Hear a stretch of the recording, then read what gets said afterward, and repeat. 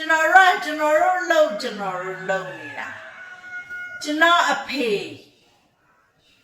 Great Wall Hotel ကစဖို့မူကြီးနေပြီးတော့ Great Wall Hotel ကိုပြေးလိုက်မန္တလေး Great Wall Hotel ကိုပြေးလိုက်နဲ့ဟိုပြေးဒီပြေးနဲ့အလုံးလုံးနေတာအသက်80နဲ့485ခေါင်းထဲမှာစဉ်းစားကြည့်လိုက်ကိုပတ်ဝင်းကြီးက84 85ကိုအရင်လေးလာကြည့်လိုက်အောင်ကျွန်တော်ဖေအခုငလျင်ပြိုတဲ့ထဲမှာအဖေမပါဘူးဒါပေမဲ့ကျွန်တော်ဖေပြင်းဦးလေးကိုပြန်လာပြီးဇိမ်နေနေလို့ရတယ်ကျွန်တော်အိမ်မှာကျွန်တော်ဖေအိမ်နာဦးစီကျွန်တော်ရိမ်မှာဘယင်ဇိမ်နဲ့ထားလို့ရတယ်ကျွန်တော်ဖေပြန်မလာဘူးသူ့ရဲ့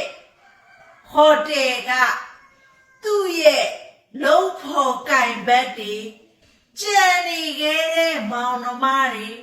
အစားစင်းရဲ့အနေစင်းရဲ့ဖြစ်မယ်ဟိုတယ်ပိုင်ရှင်ဟိုဘက်ဒီဘက်ပြားများနေမယ်လူများတဲ့အခက်ခဲဖြစ်နေမယ်ငလျင်ပြိုတဲ့ချိန်မှာပါသွားတဲ့ဟိုတယ်မှာလာတဲတဲ့မိသားစုဝင်တွေသူတဲ့သားသမီးတွေယောက်ျားတွေပါသွားတယ်သူဒီဟိုတယ်မှာနေနေတဲ့ချိန်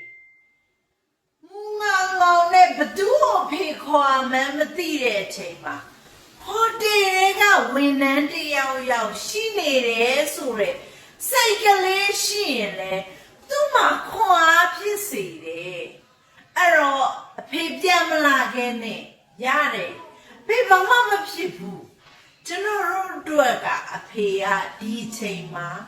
မလိုအပ်သေးလိုအပ်တဲ့သူတွေနာမှာအဖေနေပေးလိုက်ပါအဲ့ဒီဂျားထဲမှာသူရှိနေတယ်ဆိုတဲ့စိတ်ကလေးတစ်ခုနဲ့ဘေးမှာရှိနေတဲ့သူနဲ့ level ညီတဲ့ဝန်ထမ်းတွေအကုန်လုံးအတွက်လည်းခွန်အားဖြစ်တယ်အဲ့ဒီပတ်ဝန်းကျင်မှာရှိနေတဲ့သူတွေကိုဒုက္ခရောက်နေတဲ့အချိန်မှာကိုယ့်ရဲ့ဘေးမှာလူတစ်ယောက်ရှိနေပြီးရင်ကိုခွန်အားဖြစ်တယ်ကျွန်တော်တို့မိုးကြိုးပြည့်တောင်မလွတ်မသိတဲ့ခုံလေးနဲ့꿰ပြီးပုံနေရရင်ခွန်အားဖြစ်တယ်လွတ်တယ်လို့ထင်တာမလွတ်မသိတယ်ဒါပေမဲ့ခုံကလေးနဲ့꿰နေရတယ်ဆိုတော့အ꿰တစ်ခုလိုတယ်စိတ်ထဲမှာလုံခြုံဖို့အတွက်အဲ့တော့ကျွန်တော်ဖေကိုကျွန်တော်ပြောတယ်အဲ့ဒီမှာနေအဖေစိတ်ကြိုက်လို့လိုတာကျွန်တော်နောက်ကလုပ်ပြီကျွန်တော်တို့မိသားစုအကြောင်းကိုမသိပဲနဲ့ comment တွေမှာလာရေးတယ် comment တွေမှာလာပြောတယ်ကျွန်တော်ကလူရဲတန်းတဲ့အကြောင်းကိုဘယ်တုန်းကမှဓာတ်ပုံရိုက်မှတ်တမ်းတင်ပြီးမတင်ခဲ့ဘူးမနေ့ကအမတယောက်ပြောသလိုပဲလက်ခံတဲ့သူတွေရတယ်သူများပေးစာကစားစားချင်တာမဟုတ်ဘူးအခြေအနေရမှုလို့စားနေရပြီလားနော်နားမလဲမသိခင်တော့ကတော့ကျွန်တော်ဓာတ်ပုံရိုက်ပြီးတင်ကောင်းတင်ဘူးလိမ့်မယ်တစ်ချိန်တော့ကနားလေတီကျွမ်းသွားတဲ့အချိန်မှာလုံးဝသူများကိုလှူတာဘယ်ဘက်ကလှူရင်တော့ညာဘက်ကမသိစေပါနဲ့ညာဘက်ကလှူရင်တော့ဘယ်ဘက်ကမသိစေပါနဲ့ဆိုတဲ့အတွေးလေးခေါင်းနဲ့ထည့်ပြီးတော့လှူကြတန်းကြတဲ့သူလေးတွေဓာတ်ပုံရိုက်ပြီးလိုင်းမုံမတင်ခြင်းဖြစ်မဲ့ကူညီပေးပါသူများအားကြအောင်လှူတယ်ဆိုရင်လေ